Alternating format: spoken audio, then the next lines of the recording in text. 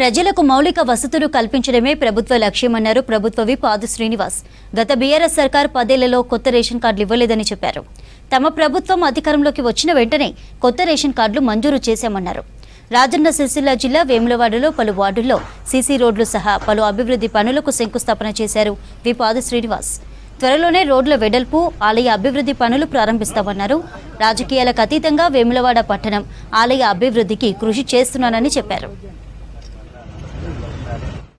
నా పెళ్లి సంబంధించి ఆరోగ్యపేటగా బాధ్యతగా ఒక దగ్గర లేకుండా 7 ప్రాంతాలు విస్తరించడం వల్ల అభివృద్ధి అనేది జరగలేదని చెప్పినటువంటి అనేక సందర్భాలు దృష్టిలో పెట్టుకొని మొన్న గొల్లపల్లి పోయినప్పుడు కూడా అక్కడ సీసీ రోడ్ లేదు, డ్రైనేజ్ ఇబ్బంది వెంటనే కమిషనర్ చెప్పిన సందర్భం పారిశుద్ధ్య సమస్య వాళ్ళు వచ్చినప్పుడు కానీ ఈ రోజు భోజపల్లి ఉన్నాం. అదేవిధంగా ఇంకా చాలా ఉండపల్లి కానీ చాలా కాలనీలకు సంబంధించినటువంటి అభివృద్ధిలో ముందుకు తీసుకుని వెళ్ళాలని చెప్పని అనుకునే గ్రామంలో ఇక్కడ ఇంచుమించు 2 వార్డులు కలిపి 20 లక్షల పైచలకు నిధుల్ని పెట్టుకొని వాటికి ఈరోజు మనం భూమి పూజ చేసుకుని రావడం జరుగుతాం.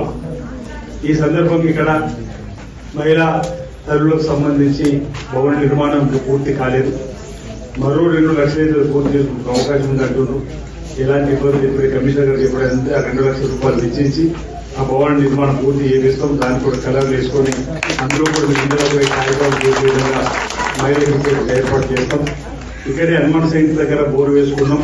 మాకు పైపు అది హ్యాండ్ పంప్ కూడా బాగుంటుందని చెప్పని చెప్పడం జరుగుతుంది. యువకులు సాగరిక అది కూడా బాధ్యత కూడా చెప్తా ఉంది. కాబట్టి వెంటనే కమిషనర్ గారు దానికి హ్యాండ్ పంప్ బిగించి ఆంజనేయ స్వామి దేవాలయానికి వచ్చే వారికి మంచి సంబంధించి ఇబ్బంది లేకుండా చూడడానికి కోసం ఏర్పాటు చేయాలని చెప్పని కూడా చెప్పడం జరుగుతూ ఉంది. అదేవిధంగా యువత ఏదైతే 100 పైకి తిరుగున్నటువంటి యువకులు కూడా ఒక కమ్యూనిటీ హాల్ కావాలంటే తప్పనిసరిగా వారు కూడా కమ్యూనిటీ హాల్కు 5 లక్షల రూపాయలు ఇచ్చే ఏర్పాటు నిర్మాణం చేసుకోవాలని ఎప్పుడో కనుక చెప్తుండ్రు. 20 ఏళ్ళ కిందలో 30 ఏళ్ళ కిందలో తీసిపెట్టినామంటూ 30 ఏళ్ళ నుంచి వెళ్ళి జాగ్రత్త తీసిపెట్టారు కానీ మరి ఏదో పునాది కూడా తీయలేదు చెప్పినటువంటి సందర్భం. కాబట్టి తప్పనిసరిగా దానికి కూడా నేను 5 లక్షల రూపాయలు ఇస్తా, ఇబ్బంది లేదు. నిర్మాణానికి వెంటనే